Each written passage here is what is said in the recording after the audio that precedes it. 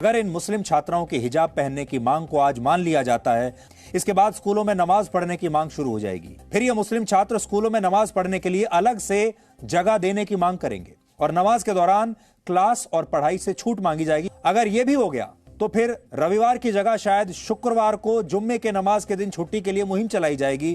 कहा जाएगा कि फिर स्कूलों में शनिवार और रविवार की ही छुट्टी क्यों हो, शुक्रवार को होनी चाहिए। स्कूलों में अप्रैल और मई के महीने की जगह रमजान के महीनों में छुट्टियां देने के लिए शायद मांग उठने लगेगी। कॉलेज की कैंटीन्स में अलग से हलाल काउंटर लगाने की मांग होगी।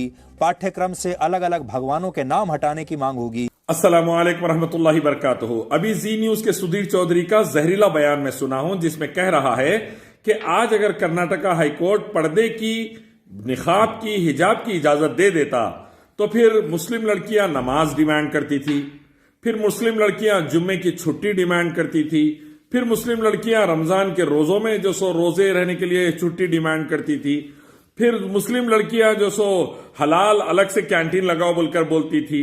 इस बारे में सुधीर चौधरी अगर जाहिल ना रहते और अपने धार्मिक किताबें वेदा, गीता, उपनिषद पढ़ते तो ऐसी जहालत की जहरीली बातें ना करते, क्योंकि नमाज का जिक्र, रोजे का जिक्र, हलाल फूड का जिक्र तुम्हारी धार्मिक किताबों में है।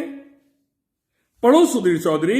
अगर ऋग्वेद पढ़ेंगे, अगर मनुस्मृति पढ़ेंगे, Rigveda book number 10 chapter number 7 verse number 17 के हलाल फूड कोसे कोसे जानवर खाना है कुर्बानी करके, जिसमें हरन है, ऊंट है, बैल है, गाय है, बकरा है, पूरे जानवरों का जिक्र है। हलाल फूड का ही जिक्र है, कुत्ता सूअर खाने का जिक्र नहीं है, हलाल फूड का जिक्र है। दूसरा, नमाज के ताल्लुक से तुमने कहा षष्टांग जो तरीका है एक हिंदुइज्म में इबादत का, वो सिजदे की शक्ल है। पेशानी, नाक, दोनों हाथ, दोनों घुटने और दोनों पंजे जमीन पर टिकना, वो षष्टांग नमाज का तरीका है, ऋग्वेद के अंदर है, पढ़ो। वैसे ही मनुस्मृति चैप्टर 11 वर्स 222 अगर आप पढ़ेंगे तो आपको पता चलेगा रोजे का जिक्र है, सौम का जिक्र है, उपवास कहते हैं आपके पास, सुबह फजर से शाम में मगरिब तक। और आपने कहा कि मुस्लिम लड़कियां कल को डिमांड करेंगी पूरे भगवान के मूर्तियां हटा दो, ये हटा दो।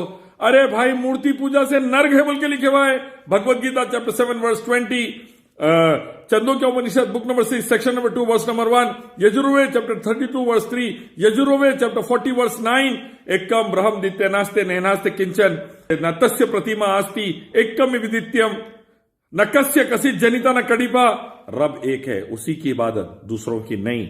मूर्ति पूजा से नर्क, जानवर, पत्थर, लिंगम, सूरज, चांद, तारों की पूजा करेंगे नर्क, एक अल्लाह की इबादत करेंगे तो स्वर्ग, आपकी धार्मिक किताबों में लिखे हुआ है।